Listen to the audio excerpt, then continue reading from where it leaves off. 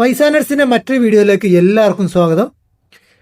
Christmas ഒക്കെ വരെയല്ലേ, അതുകൊണ്ട് ഇത്തവണ നമ്മൾ ഫ്രഞ്ച് ക്യുസീനിൽ നിന്നാണ് ഇൻസ്പയർഡ് ആയിട്ടൊരു ഐറ്റം ഉണ്ടാക്കുന്നത്. ഗ്രേപ്പ് ബ്രേസ്ഡ് ബീഫ്, പേര് പോലെ തന്നെ ഗ്രേപ്പ് ജ്യൂസ് ഒഴിച്ചിട്ടുണ്ടാക്കുന്ന ഒരു അടിപൊളി ഐറ്റം. അപ്പം എങ്ങനെ ഉണ്ടാക്കണമെന്ന് നോക്കിയാലോ. അതിന് വേണ്ടിയിട്ട് 500 ഗ്രാം ബീഫ് ഇതേപോലെ കട്ട് ചെയ്തെടുത്തിട്ടുണ്ട്. ഇതുപോലെ നല്ല ക്യൂബ്സ് ആയിട്ട് കട്ട് ചെയ്തെടുക്കുക.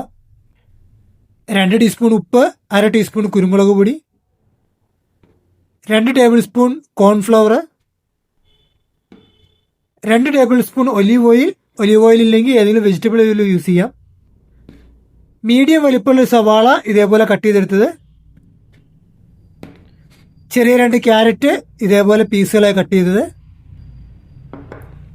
2 വെളുത്തുള്ളി ഇതേപോലെ ചെറുതായി അരിഞ്ഞെടുത്തത്, 150 ഗ്രാം മഷ്റൂം ഇതേപോലെ 4 പീസായിട്ട് കട്ട് ചെയ്തെടുത്തത്, 1 കപ്പ് ഗ്രേപ്പ് ജ്യൂസ്, സാധാ ജ്യൂസിനെല്ലാം ഉണ്ടാക്കുന്ന ഗ്രേപ്പ് നന്നായിട്ട് മിക്സിയിലിട്ട് അടിച്ചെടുത്ത് ആവശ്യത്തിന് വെള്ളവും ചേർത്ത് 1 കപ്പോളം ഉണ്ട് ഇത്.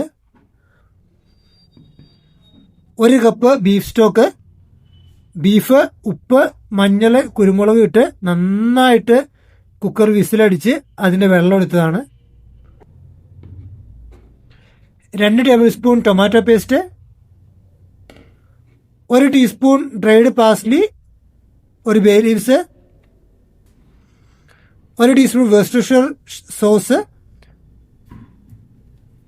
ഇതാണ് ആ സാധനം. ഇതില്ലെങ്കിൽ തന്നെ 1.5 ടീസ്പൂൺ സോയാ സോസ്, 1/2 ടീസ്പൂൺ വിനാഗിരിയും ചേർത്ത് മിക്സ് ചെയ്തെടുത്താൽ മതി. 1 ടേബിൾ സ്പൂൺ ബട്ടർ. വേണ്ട സാധനങ്ങളെല്ലാം ഇതേപോലെ നിരത്തി വെച്ചിട്ടുണ്ട്. അപ്പം ഇനി പെട്ടെന്ന് ഉണ്ടാക്കാൻ തുടങ്ങിയാലോ. ആദ്യം തന്നെ ഒരു ബൗളിലേക്ക് മീറ്റ് ഇട്ട് കൊടുക്കുന്നുണ്ട്. അതിൻ്റെ കൂട്ടത്തിൽ ഉപ്പ്, കുരുമുളക് കൂടി ചേർത്ത് കൊടുക്കാം. ഇത് രണ്ടും ചേർത്ത് നന്നായിട്ടൊന്ന് മിക്സ് ചെയ്തെടുക്കാം. 1/2 കിലോ ബീഫാണ് നമ്മളിവിടെ ഉപയോഗിക്കുന്നത്. ഇത് നന്നായി മിക്സ് ചെയ്ത ശേഷം ഇതിലേക്ക് 2 ടേബിൾ സ്പൂൺ കോൺഫ്ലവർ കൂടി ചേർത്ത് നന്നായിട്ടൊന്ന് ടോസ് ചെയ്തെടുക്കണം.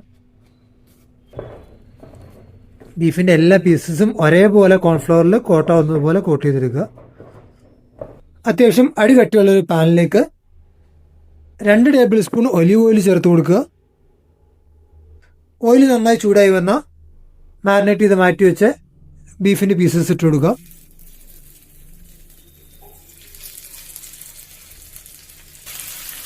മീഡിയം ഫ്ലെയിമിൽ വെച്ച് 2 സൈഡും ഒരേപോലെ ബ്രൗൺ ആവുന്നത് വരെ കുക്ക് ചെയ്തെടുക്കണം. എല്ലാ സൈഡും ഇതേപോലെ ഒന്ന് ബ്രൗൺ ആയി തുടങ്ങിക്കഴിഞ്ഞ് കഴിഞ്ഞാൽ ഇത് അടുപ്പിൽ നിന്ന് മാറ്റി വയ്ക്കാം.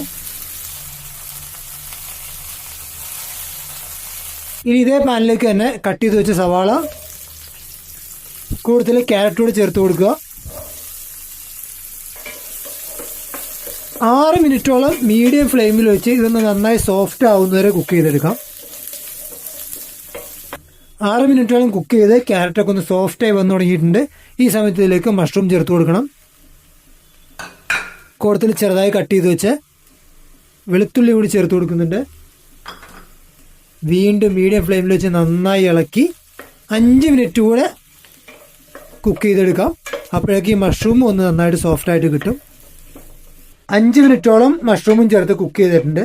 ഇനി ഇതിലേക്ക് ഗ്രേപ്പ് ജ്യൂസ് ചേർത്ത് കൊടുക്കണം. ഞാൻ നേരത്തെ പറഞ്ഞ പോലെ ഗ്രേപ്പ് ജ്യൂസ് ഉണ്ടാക്കുമ്പോൾ വേറെ ഷുഗർ ഒന്നും ആഡ് ചെയ്യരുത്. കുറച്ച് വെള്ളം മാത്രം ചേർത്ത് ഗ്രേപ്പ് ജ്യൂസ് ഉണ്ടാക്കിയെടുക്കുക. ഫ്ലെയിം ഹൈ ഫ്ലെയിമിലേക്ക് വെക്കുന്നുണ്ട്. ഇനി ഇത് തിളയ്ക്കുന്ന വരെ ഒന്ന് വെയിറ്റ് ചെയ്യാം.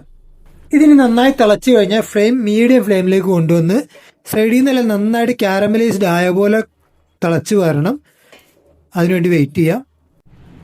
അപ്പോൾ ഒന്ന് നന്നായി തിളച്ച് വന്നു തുടങ്ങിയിട്ടുണ്ട്. ഈ സമയത്ത് ഫ്ലെയിം ലോ ഫ്ലെയിമിലേക്ക് വെച്ച് 2-3 മിനിറ്റ് കൂടെ ഇതൊന്ന് കുക്ക് ചെയ്യാൻ വേണ്ടി വെയിറ്റ് ചെയ്ത് വയ്ക്കാം. 2 മിനിറ്റിന് ശേഷം ഇതിലേക്ക് ഫ്ലെയിം മീഡിയം ഫ്ലെയിമിലേക്ക് കൊണ്ടുവന്ന് ബീഫിൻ്റെ സ്റ്റോക്ക്, ബേ ലീവ്സും പാസ്ലിയും അതിൻ്റെ കൂട്ടത്തിൽ തന്നെ ടൊമാറ്റോ പേസ്റ്റ് കൂടി ചേർത്ത് കൊടുക്കുക. 1 ടീസ്പൂൺ എടുത്തു വെച്ച് സോസും ചേർത്ത് കൊടുക്കുക. ഈ സോസ് ഞാൻ പറഞ്ഞു സോസ് അവൈലബിൾ അല്ലെങ്കിൽ 1.5 ടീസ്പൂൺ സോയാ സോസും 1/2 ടീസ്പൂൺ വിനീഗറോട് മിക്സ് ചെയ്താൽ മതി. ഇനി ഇത് തിളച്ച് വരുന്നവരെ വെയിറ്റ് ചെയ്യാം.